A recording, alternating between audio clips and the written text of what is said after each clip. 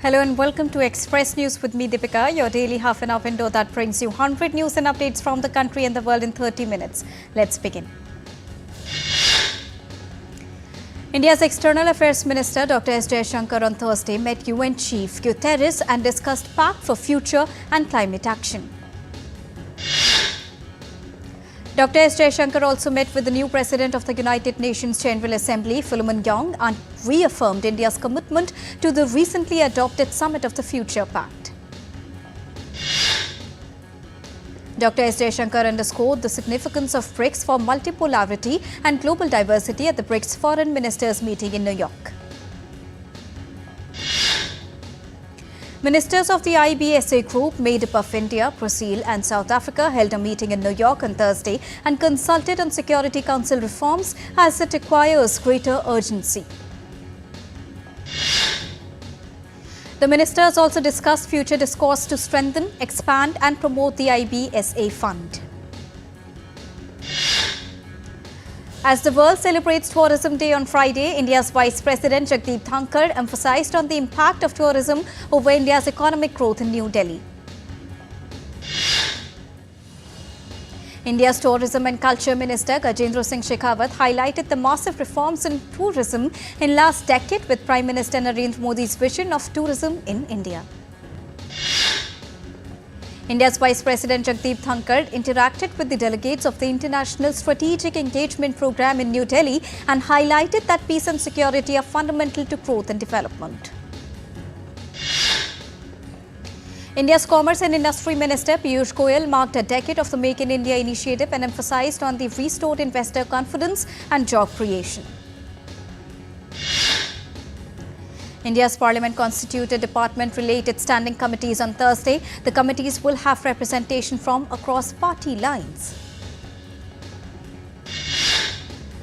The 14th International Conference and Exhibition on Minerals, Metals, Metallurgy and Materials were inaugurated by Minister of State for Steel and Heavy Industries, Bhupati Raju Srinivas Verma in New Delhi.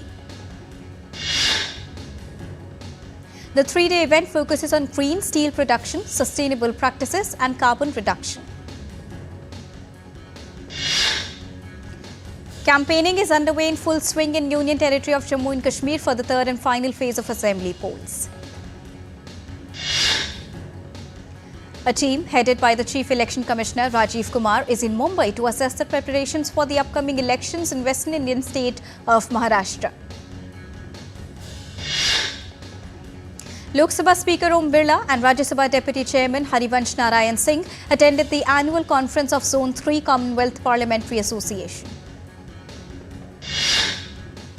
India's Railway Minister Ashwini Vaishnaw announced an addition of coaches and special trains across the country to ensure the ease of travel for passengers. India's Defence Research and Development Organisation is participating in the 5th edition of the Asian Defence and Security Exhibition 2024.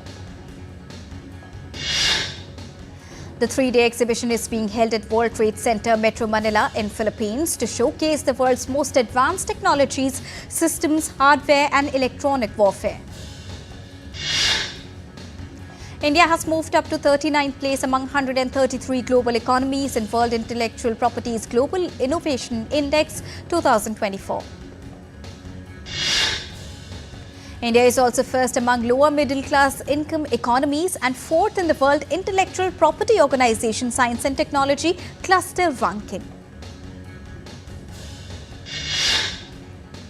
Indian markets closed in red on Friday. BSE Sensex ended lower by 264 points, while Nifty 50 slipped 37 points to 26,178.95. Asian shares soared to their highest levels in 2.5 years. Hong Kong's market index also surged 2.7% and was up 12% for the week, which is its best performance since 2009. The S&P 500 ended at 5,745.37, scoring its 42nd all-time closing high this year, and the Dow and Nasdaq also rose on Thursday. Eurozone government bond yields dropped on Friday after inflation data from France and Spain that led the investors to increase their bets on future European Central Bank rate cuts. Major cryptocurrencies, Bitcoin and Ethereum recorded gains a 2 months high, with Bitcoin rising 4% and Ethereum increasing by 3%. International Monetary Fund's board approved a long-awaited $7 billion bailout deal for the struggling Pakistan economy on Thursday. In a letter addressed to Sri Lanka's newly elected president, the World Bank has expressed commitment towards supporting Sri Lanka's economic recovery and development. Boeing and union negotiators are set to meet for contract talks. The two sides would meet alongside federal mediators. US President Joe Biden has signed a 3-month government funding bill averting an imminent shutdown. The stopgap spending bill will extend government funding until 20th December. Japan's incoming Prime Minister Shigeru Ishiba on Friday stressed the need for the country's economy to fully emerge from deflation. Israel has rejected push by allies for a 21-day ceasefire in Lebanon, vows to keep fighting Hezbollah until victory. Israeli Prime Minister Benjamin Netanyahu is set to address the UN General Assembly today. His speech is expected to focus on ongoing conflicts in Gaza and Lebanon. US Secretary of State Antony Blinken warned Israel that the conflict involving Lebanon would make civilian return more difficult. Multiple Israeli tanks and armoured vehicles were deployed in country's north on Friday. Its military chief says airstrikes would continue in Lebanon in order to destroy Hezbollah infrastructure. The Philippines said on Friday it will evacuate 11,000 citizens from Lebanon the moment Israeli forces cross the border to launch a ground offensive against Hezbollah. Japan is all set to dispatch military planes for possible Lebanon evacuations. Its government has urged its citizens to leave Lebanon. Israeli and Hezbollah traded fire Friday after US and its allies failed to secure a halt in clashes. Israel says it destroyed Hezbollah launcher responsible for firing towards Haifa. Japan's ruling Liberal Democratic Party chose Shigeru Ishiba, a veteran partyman, as its next leader and prime minister. General elections are due in October next year. Russia on Friday claimed control of the village of Marnivka in Ukraine's eastern Donetsk region. Russian forces have in recent weeks accelerated their progress in Donetsk. The Russian ministry said military forces destroyed many Ukrainian personnel, Ukrainian tanks, armoured vehicles, howitzers and 12 Ukrainian ammunition depots. 3 people died, 14 were injured in a drone strike by Russia on the southern Ukrainian town of Izmail on Friday. Former US President Donald Trump is set to meet with Ukrainian President Volodymyr Zelensky on Friday. The meeting follows Vice President Kamala Harris's recent show of support for Ukraine. US President Joe Biden and Vice President Kamala Harris have introduced new executive actions. These are aimed at addressing gun violence in the United States. The announcement marks the 1-year anniversary of the White House Office of Gun Violence Prevention that Harris leads. Myanmar junta urged Eastern Germany continued to prepare flood defences. Authorities have put highest warning level on a 4-stage scale for a segment of Oder River along the German-Polish border. India's Mumbai is set to receive heavy showers on Friday as well. Its meteorological department has issued a yellow alert for the city as well as neighbouring Thane district. The Indian Meteorological Department has issued an orange alert on Friday predicting heavy rainfall in Gujarat, Goa, Uttarakhand, East Uttar Pradesh, Bihar and West Bengal. A giant baby king penguin from Australia became the new internet sensation from Animal Kingdom. 9-year-old chick named Pesto is the largest chick sea life Melbourne. Pesto is drawing hundreds of visitors to the Sea Life Melbourne Aquarium and has gained billions of fans on social media. Fans camped outside Mylene Farmer concert venue in Francis St. Denis for several days to get the best seats for the concert. The Olympic rings attached to the Eiffel Tower in Paris since June got removed in the middle of the night. At Paris Fashion Week, a new collection debuted featuring lightweight blouses and flowing dresses inspired by the vibrant 1970s. The collection's soft pastel palette and unique silhouettes captivated attendees with its ethereal aesthetics. Hollywood star Johnny Depp surprised children at a Spanish hospital in San Sebastian in the Jack Sparrow outfit from Pirates of the Caribbean on Thursday. A digital museum in China's Chengdu city has captivated visitors with its innovative blend of technology, art and nature, showcasing stunning visuals and sound effects. The museum features digital representations of waterfalls, beaches and forests, providing a unique sensory experience. Humanoid robots were displayed at 2024 edition of World Robot Conference in Beijing. Indonesia celebrated World Tourism Day on Friday, highlighting its dedication to sustainable tourism through diverse destinations. Sites like Baluran National Park and Puntikayo in Palembang focus on conservation and eco-friendly practices, providing the visitors with unique experiences into the nature. A 125-year-old painting by Claude Monet titled Nymphias was sold for $30 million in Hong Kong on Thursday, setting a new record for the French artist in Asia. A local resident from Saipan rescued a traumatized stray dog and started the Saipan Human Society to address the island's stray animal crisis. Despite facing overpopulation and limited resources, the founder remains committed to saving animals and plans to become a veterinarian. Thousands of Ethiopians gathered in the capital city of Addis Ababa to celebrate the local Orthodox Church festival, Meskel, on Thursday. The Australian government announced additional funding to support education program in Western Sydney that assists immigrant mothers in studying alongside their children. Japan donated over 1 million textbooks to support Ukraine's education sector. A ceremony to hand over the books took place Thursday at a school in Irpin near Kyiv.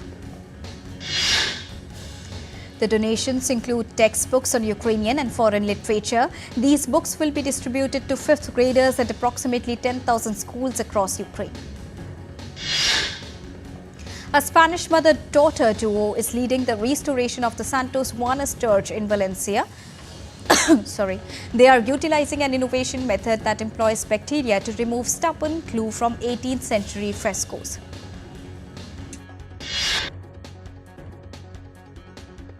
The Belgian city of Lyon gets ready as Pope Francis is set to visit to the university city on Friday. A nursery Bolivia's Concepcion is growing seedlings to restore areas devastated by forest fires in the eastern region of the country.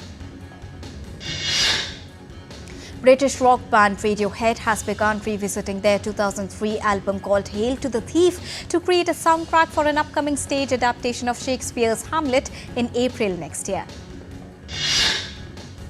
British rock band The Cure unveiled their first new music in 16 years with the release of their single called Alone on Thursday. New album is all set to be released on 1st November. American music icon Billy Joel announced US stadium concerts for next year. He will be collaborating with contemporaries Sting and Stevie Nicks. The quartet of the British children's television series Teletubbies are back with a travelling international art project. Spanish film director Pedro Almodovar received the Donostia Award for Lifetime Achievements at the San Sebastian Film Festival on Wednesday. The iconic DC superhero Batman received a star at the Hollywood Walk of Fame. The notable vigilante has been played by actors like Adam West, Michael Keaton, Ben Affleck and Kristen Bale. The superhero horror film called Hellboy, the Crooked Man hit the theatres today. Starring Jack Kesey in the lead, the film is an addition to Hellboy franchise. After a limited theatrical release in the United States, the action comedy film Bull starring George Clooney and Brad Pitt is out on Apple TV+. American director Greta Gerwig received the 2024 Pioneer of the Year honor by Will Rogers Motion Pictures Pioneers Foundation on Wednesday. British actress Maggie Smith, known for her role as Professor Minerva McGonagall in the Harry Potter franchise, passed away at the age of 89. She was the recipient of 2 Academy Awards. The first day of the second test match between India and Bangladesh have been called off due to bad weather in Kanpur because of incessant rains. Bangladesh scored 107 runs for the loss of 3 wickets at stumps. Bangladesh's all-rounder Shakib Al Hasan renounced his retirement plans. Bangladesh Cricket Board said that it cannot provide security to Shakib for future matches. Sri Lankan batter Kamindu Mendis created world record of most successive 50-plus scores during the second match against New Zealand in Galle. Dwayne Bravo announced his retirement from all formats of cricket after his final season in Caribbean Premier League was cut short by injury. The West Indies maestro joined Kolkata Knight Riders as its new mentor. In football, Manchester United manager Erik ten Hag backed captain Bruno Fernandes after the midfielder's slow start of the season. The manager said that it is only a matter of time before he is back on track. In Spanish Soccer League, La Liga, Atletico Madrid picked up momentum ahead of the derby against Real Madrid with a 1-0 victory over Celta Vigo. UEFA banned Barcelona from selling tickets to their fans for their next Champions League away game after their supporters were found guilty of racist behaviour during their match against Monaco. In tennis, Carlos Alcaraz and Daniel Medvedev both cruised into the second round of China Open in Beijing. Alcaraz will face Stalin Grigspor in the next round. At Macau Open, Indian pair of Teresa Jolie and Gayatri Gopichand reached the semi-final round, securing a solid 22-12, 21-17 victory over Chinese Taipei in just 39 minutes. And India's Srikanth Kedambi lost the quarter-final round to Indonesia's Angus Gale in straight sets with a scoreline of 16-21, 12-21, ending his campaign at the ongoing Macau Open. And with this, it's a wrap here on Express News for now, but news and updates will continue here on DD India. So don't go anywhere, keep watching and keep tracking DD India for all latest news and updates from the country and the world. Thank you so much for joining us right now. Namaskar.